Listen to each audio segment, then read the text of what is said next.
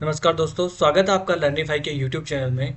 यह है अपनी आधुनिक भारतीय इतिहास की सीरीज, जिसमें आज हम देखने वाले हैं राष्ट्रवाद के उदय के कारण।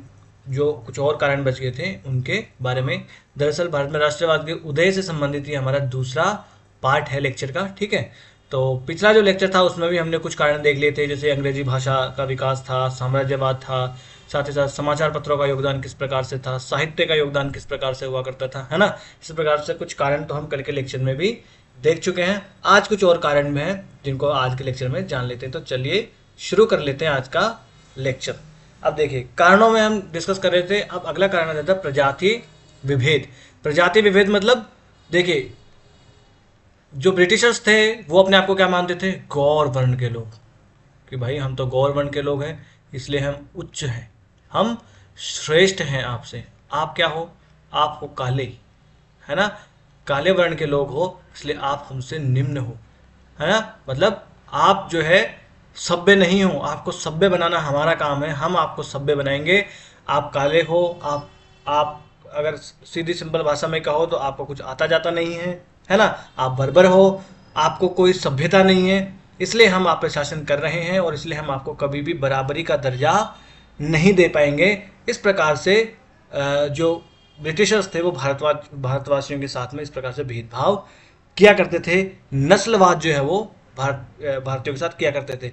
जो प्राच्यवादी लोग हुआ करते थे, जो शुरुआत में आते हैं, विलियम जोन्स हो गया, वॉरेन हेस्टिंग्स हो गया, इस प्रकार के लोग तो भारतीयों को सम्मान की दृष्टि से देखते थे और साथ ही साथ भारतीय संस्कृति सभ्यता को पश्चिम की संस्कृति और सभ्यता की जितना पुराना मानते थे और उसके बराबर का दर्जा भी देते थे। परंतु उनके बाद में, खासकर से अगर हम देखें तो वेलेजली के बाद में जो भी आते हैं भारत में, और खासकर से अगर हम देखें तो मैकोले को अगर हम देख लें तो मैकोले के बाद तो जितने भी आते हैं, और 1857 की क्रांति के बाद तो और भी ये भावना इनकी गहरी हो जाती है कि नहीं, भारतवासियों को तो सुधारा ही नहीं जा सकता।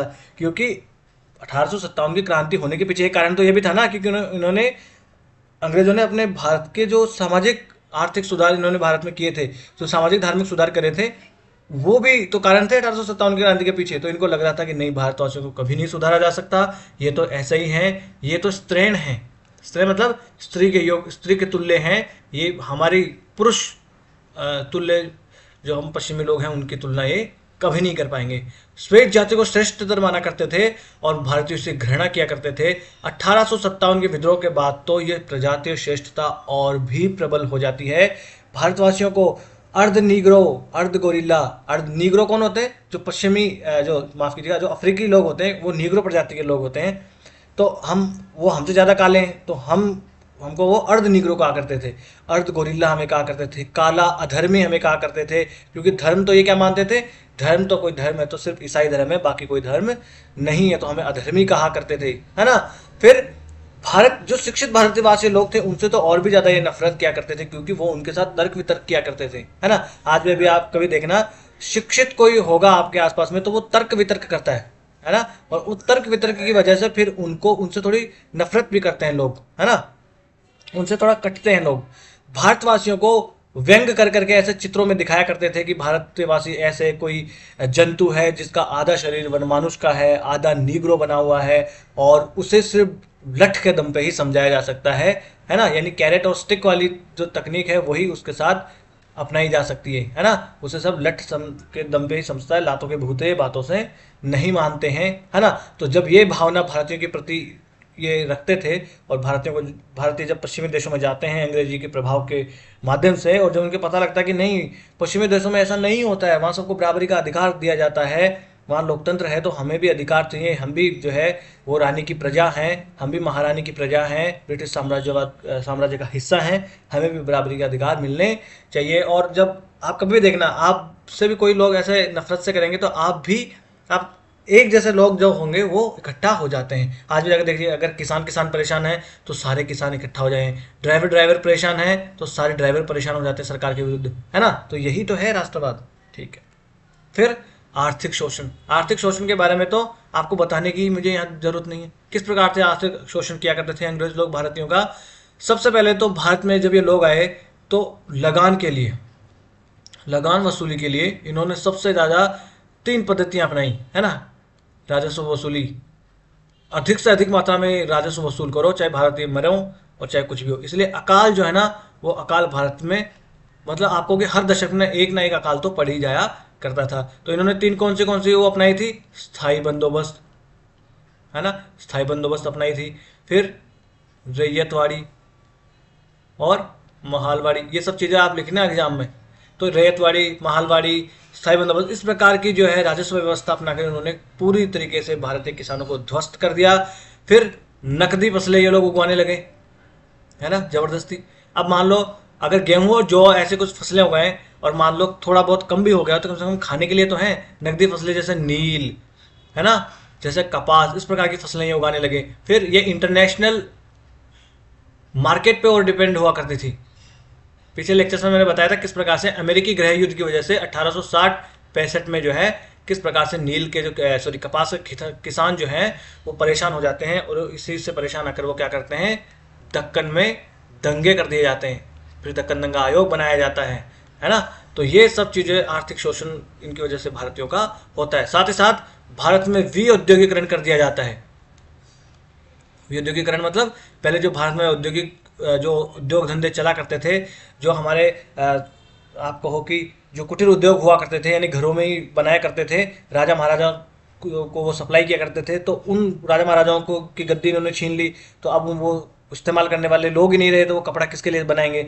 साथ ही साथ जब ब्रिटेन में औद्योगिक क्रांति आ जाती है, ब्रिटेन में औद्योगिक क्रांति आ जाती है, तो भारत को क्या बना दिया जाता है, कच्चा माल का स्रोत बना दिया जाता है, और तैयार माल का बाजार बना दिया जाता है भारत को। यानी यहाँ से कच्चा माल जाएगा, ब्रिटेन में उसका निर्माण होगा और तैयार माल भारत में आएगा। इसी प्रकार की ये नीतियाँ भी अपनाया करते थे। एक्साइज ड्यूटी वगैरह जो लगाया करते थे, आपको कस्टम ड्यूटी वगैरह जो लगाया करते थे, वो कस्टम ड्यूटी भी इस प्रकार से लगाया करते थे कि भारत को नुकसान हो। तो इस प्रकार से आर्थिक शोषण हुआ, तब लोग इनसे परेशान आ जाते हैं। फिर परिवहन और संचार के साधनों का विकास होता है। देखिए, परिवहन और संचार के साधन जो है ये भी राष्ट्रवाद में महत्वपूर्ण भूमिका निभाते हैं। इससे कैसे, जैसे समाचार पत्र, है ना, संचार के साधनों में हो गए। अब आपको तार व्यवस्था आ गई, डाक व्यवस्था आ गई।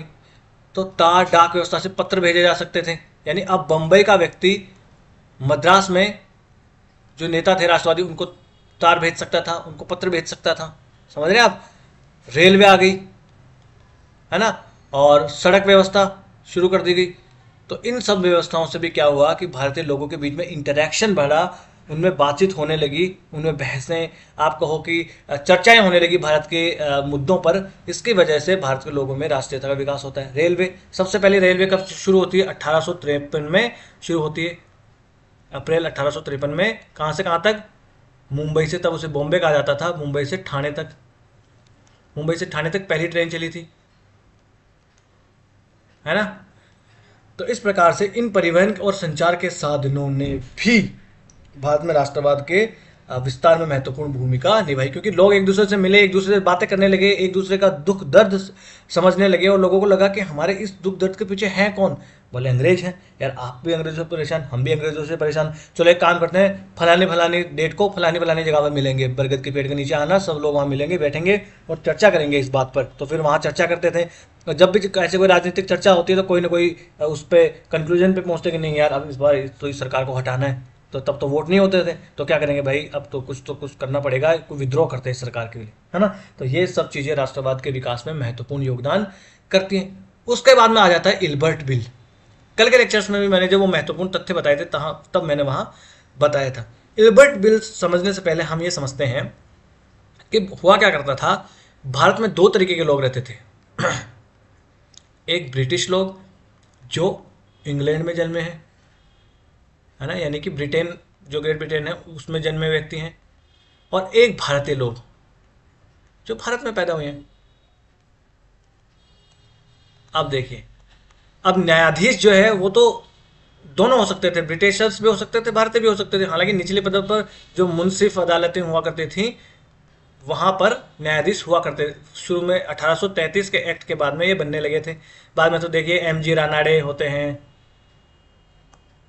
है ना, ये सब चीज जो है ये न्यायाधीश ही होते हैं।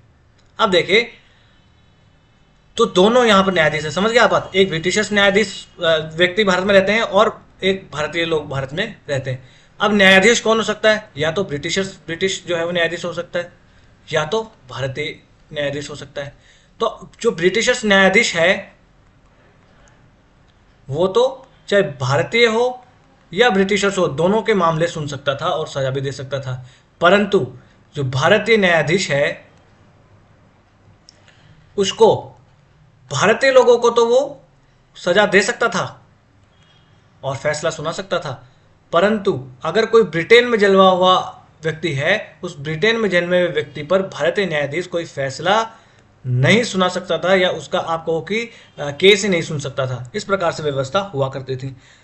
ठीक है, उसके बाद में 1880 से लेकर 1884 तक, 76 से 80, 80 से 84 है, 80 से 84 तक लॉर्ड रिपन जो है भारत का वॉयसरॉय बनता है।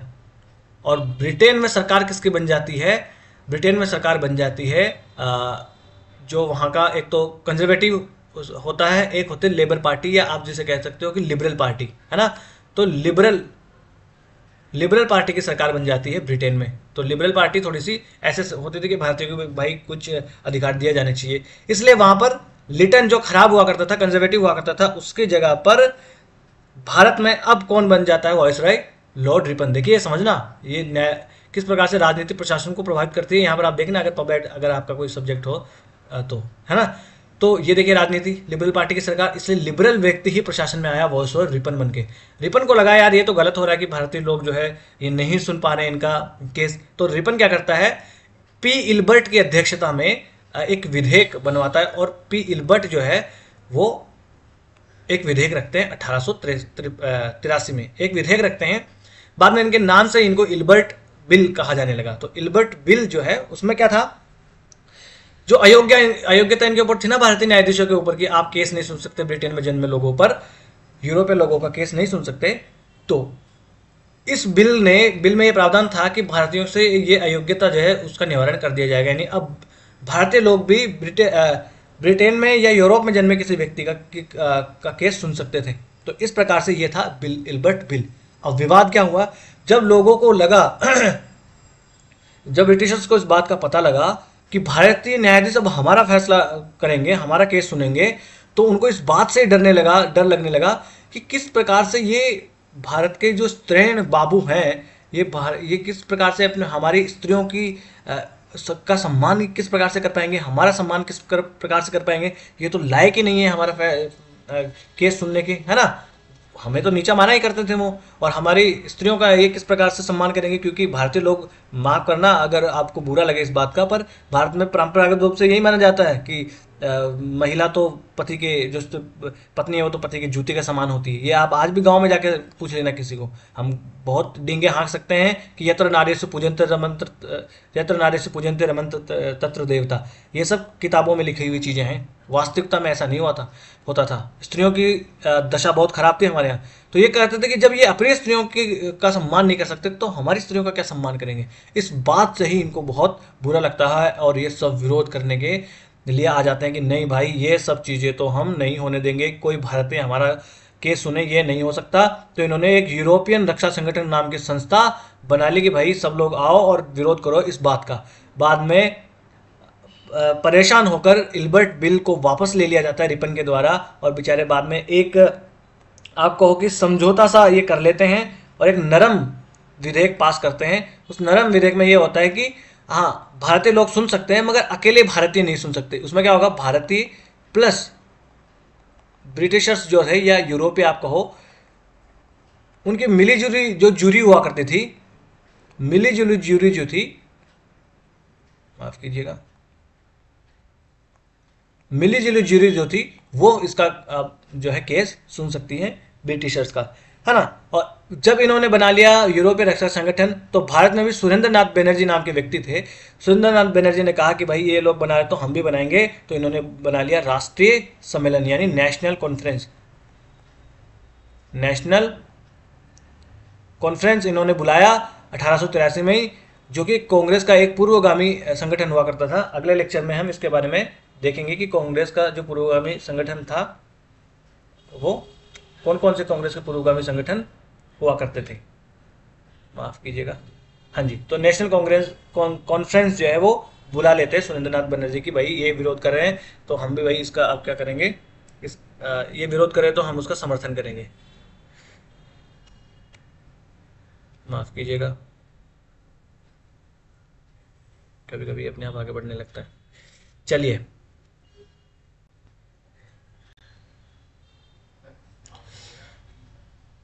एक मिनट।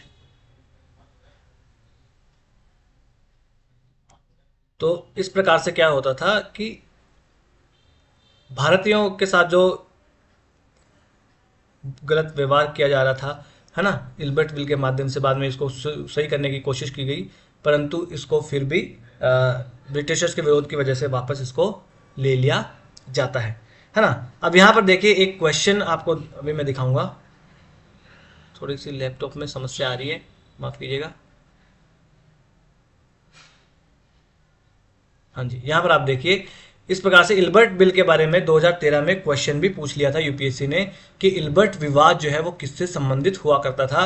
तो भारतीयों द्वारा हथियार लेकर चलने पर कुछ प्रतिबंध लगा दिया गया था, भारतीय भाषाओं में प्रकाशित होने वाले समाचार पत्र पत्रिकाओं पर प्रतिबंध लगा दिया गया था, और फिर यहाँ पर एक और कारण है,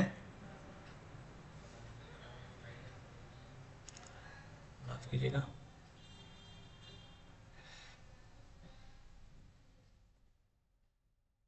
हाँ जी, देखिए ये तीसरा सी, यूरोपीय लोगों के मामलों की सुनवाई करने के लिए भारतीय न्यायाधीशों पर अयोग्यताओं को हटाया गया था। तो यही सी आंसर इसका सही है ना। चलिए आगे चल लेते हैं।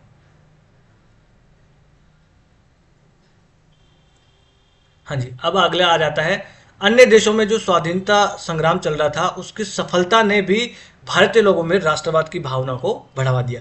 देखिए यूरोप में उस टाइम पे राष्ट्रवाद की बयार बह रही थी, राष्ट्रवाद की बयार आप कह सकते हो यूरोप में भी बह रही थी। यूरोप में जो आप देख सकते हो कि फ्रांस में भी ऐसा ही चल रहा था, हम कहें इटली जो आज का है वहाँ पर भी यही चल रहा था, हम कहें जर्मनी में भी इस प्रकार से राष्ट्रवाद की बयार चल रही थी। वहाँ पर मेजिनी हो गए, ये जब वर्ल्ड हिस्ट्री पढ़ेंगे तब देखेंगे, मेजिनी हो गए, गैरीबाल्डी हो गए, है ना, मेजिनी, गैरीबाल्डी, इस प्रकार के जो नेता थे वो राष्ट्रवाद में महत्वपूर्ण भूमिका निभा रहे थे और अपने राज्यों का एकीकरण करते जा रहे थे। इससे पहले हुआ क्या करता था कि जर्मनी और इटली में अलग अलग जो है वो राज्य हुआ करते थे। तो हम देख रहे थे कि अन्य देशों में किस प्रकार से जो स्वाधीनता आंदोलन चल रहा था उसको सफलता मिली। इसने भी भारतीय लोगों को मोटिवेट किया कि हाँ, जब ये छोटे छोटे देश हैं, जैसे देखिए इटली है, तो इटली में पहले बहुत सारे अलग अलग राज्य हुआ करते थे। देखिए ये सार्डिनिया है ना, ये लंबार्डी और वेनेशिया है, ये सिसली है, यहाँ पर सार्डिनिया आप कहो कि है, सिसली, नेपल्स वगैरह है। तो ये अलग अलग बहुत सारे यहाँ पर राज्य इटली में हुआ करते थे। तो यहाँ के जो मेजिनी, गैरीबाल्डी इस प्रकार के नेता हुआ करते थे वो साथ में मिलते हैं और इनका एकीकरण करवाते हैं, राज्यों से छुटकारा दिलवाते हैं, स्वतंत्रता आंदोलन यहाँ चलता है और वो सफल होते हैं। तो इनको लगता है कि जब ये छोटे छोटे राज्य जो है ये सफल हो सकते हैं, तो हम बड़े बड़े राज्य क्यों नहीं हो सकते। इसी प्रकार से जर्मनी देखिए, यहाँ पर बिस्मार्क है ना नाम के एक नेता होते हैं, व्यक्ति होते हैं, वो जर्मनी के एकीकरण में महत्वपूर्ण भूमिका निभाते हैं। यहाँ पर प्रशा नाम का एक सबसे बड़ा राज्य होता है ना, ऑस्ट्रियन एम्पायर पास में होता है, ये ऑस्ट्रियन एम्पायर है, इनसे लड़ झगड़ के ये और अपनी स्वतंत्रता हासिल कर लेते हैं और यूनिफिकेशन कर लेते हैं। तो भारतीयों को लगता है कि जब ये छोटे छोटे इटली और जर्मनी जैसे देश स्वतंत्र हो सकते हैं, है ना, तो भारत तो इतना बड़ा देश है, हम तो इतने बड़े देश हैं, क्योंकि अब तक लोगों को पता चल चुका था कि भारत यहाँ से लेकर यहाँ तक है, क्योंकि रेलवे हो गया, सड़कें हो गई, एक मिनट पानी पी लूँ, रेलवे हो गई, सड़कें हो गई, समाचार पत्र हो गए, डाक हो गया, तार हो गया, इनके माध्यम से पता लगने लग गया था कि यार हम तो इतने बड़े देश हैं, तो हम क्यों नहीं जो है स्वतंत्रता हासिल कर सकते हैं। तो इस प्रकार से अन्य देशों के जो स्वाधीनता संग्राम थे उन्होंने भी भारत को मोटिवेट किया था, है ना। लॉर्ड रोनाल्डो तो कहते हैं कि पश्चिमी ज्ञान की नई शराब भारतीय नवयुवकों के मस्तिष्क में अब पड़ चुकी है ना। तो पश्चिमी जो ज्ञान था स्वतंत्रता, समानता, बंधुत्व वाला, इस प्रकार का ज्ञान अब भारतीय लोगों के मस्तिष्क में पड़ चुका है और अब ये भी उसी का अनुसरण करेंगे, है ना। इस प्रकार से आज के लेक्चर में हमने देख लिया कि किस प्रकार से कुछ और कारण रह गए थे भारत की राष्ट्रवाद के उदय के पीछे, जो हम तर्क दे सकते हैं या कुछ भारत के राष्ट्रवाद के उदय के पीछे जो कारण है वो सब हमने जान लिए हैं। कल का जो लेक्चर होगा उस लेक्चर के में हम भारतीय राष्ट्रीय कांग्रेस का उदय किस प्रकार से होता है और उस भारतीय राष्ट्रीय कांग्रेस के उदय से पहले और उसके पूर्वगामी संगठन कौन कौन से हुआ करते थे, भारतीय राष्ट्रीय कांग्रेस से के उद्गम से संबंधित कौन कौन से सिद्धांत दिए जाते हैं, क्या उसका उद्देश्य था, ये सब चीज़ें हम कल के लेक्चर में जानेंगे। तो आज का लेक्चर हम यहीं समाप्त कर लेते हैं। इस लेक्चर की अगर आपको पीडीएफ चाहिए, आप जाइए लर्निफाई अनलॉकिंग नॉलेज के नाम से टेलीग्राम पे हमारा चैनल है, यहाँ से आप स्कैन कर सकते हैं और डिस्क्रिप्शन बॉक्स में लिंक भी दिया हुआ है। वीडियो अगर आपको अच्छा लगा हो तो लाइक कर दीजिए और चैनल को सब्सक्राइब कर लीजिए। और भी आपको कोई सलाह लेनी हो या कोई सलाह देनी हो तो आप हमें कमेंट्स बॉक्स में लिख सकते हैं और बड़े ही लोकतांत्रिक ढंग से हम अपने छोटे से परिवार को आगे बढ़ाएंगे। नमस्ते, धन्यवाद।